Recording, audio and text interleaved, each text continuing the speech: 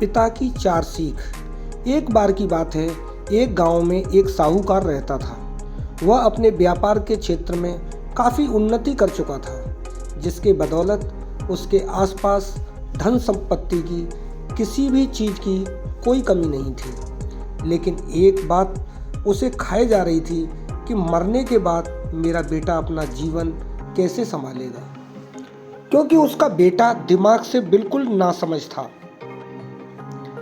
उसे बाहरी दुनिया की बिल्कुल भी समझ नहीं थी। कुछ दिन बाद साहूकार का स्वास्थ्य खराब रहने लगा। अब उसे महसूस हो गया था कि उसकी मृत्यु किसी भी क्षण हो सकती है। तब उसने अपने नासमझ बेटे को बुलाया और उसे अपना जीवन संभालने के लिए 4 बातें सिखाईं। पहली सीख, बेटा जब भी काम पर जाए तो छाँव में जाना और छाँव में ही घर वापस आना। दूसरी सीख, घर के चारों तरफ चमड़ी की बाड़ यानी चमड़ी की बाउंड्री करवाना। तीसरी सीख, हमेशा मीठा भोजन करना। चौथी सीख, पत्नी को हमेशा बांधकर पीटना। बेटे को 4 बातें सिखाते ही साहूकार जी स्वर्ग सिधार गए। अब बेटे ने अपने पिता की 4 बातें अपने जीवन में बिठाईं और एक नई जिंदगी की शुरुआत करने लगा। जब उसका काम धंधे पर जाने का समय आया तो उसने अपने पिता की बात याद आई और पिता ने कहा था, अभी भी काम पर जाए तो छाँव यानी छाया में जाना और छाँव में ही वापस आना, क्योंकि पैसों की कमी थी नहीं, इसलिए उसने यह बात याद करके अपने घर से ऑफिस तक एक बहुत बड़ा टेंट लगवा दिया ताकि धूप से बच सके। पिता की ही बात याद करके अपने घर के चारों तरफ भैंस की चमड़ी की बाउंड्री बनवा दी, जिसकी बदबू से आस पड़ोसी दुखी होने लगे। लेकिन पिता की बात तो माननी होगी। प्रतिदिन अपनी घरवाली से भोजन में केवल मीठी चीज़ बनवाता, जैसे हलवा, खीर आदि। एक दिन उसकी पत्नी ने अनजाने में कोई गलती कर दी तो पत्नी पर उसका गुस्सा इतना भड़का कि वह उसे मारने पर उतारू हो गया। लेकिन उसे फिर अपने पिता की बात याद आई कि पत्नी को हमेशा बांधकर पीटना।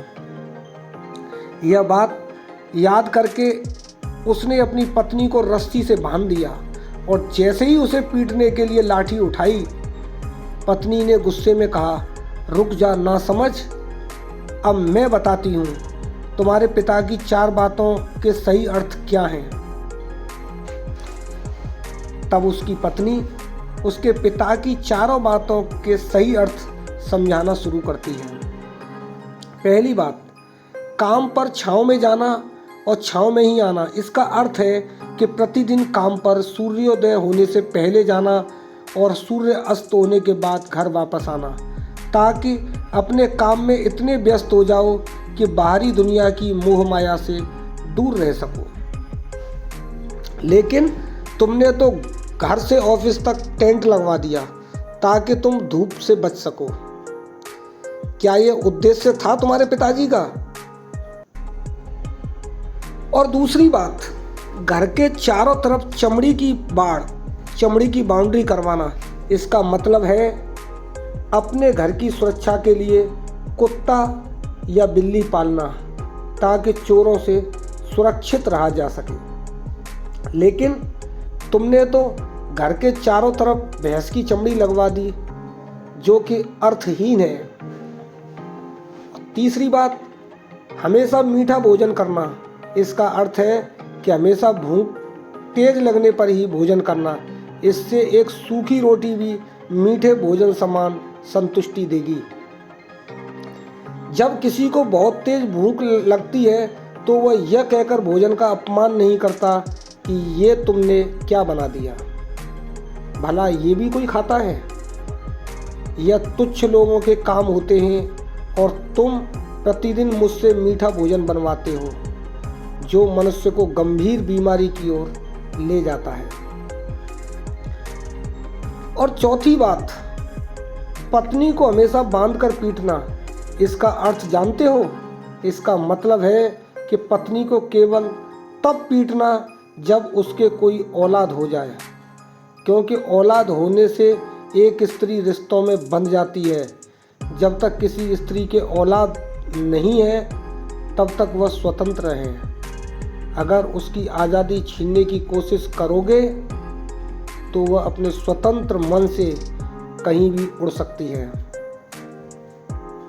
हाथी के दांत दिखाने के ओर तथा खाने के ओर, अर्थात पिता ने सिखाया कुछ और बेटा सीखा कुछ और।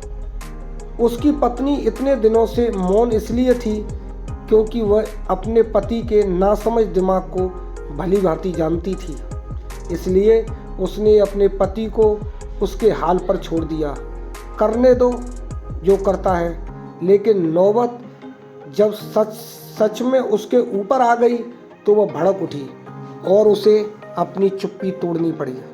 तो दोस्तों, कहानी कैसी लगी? कहानी अच्छी लगी हो तो लाइक, शेयर एंड सब्सक्राइब करना ना भूलें। धन्यवाद।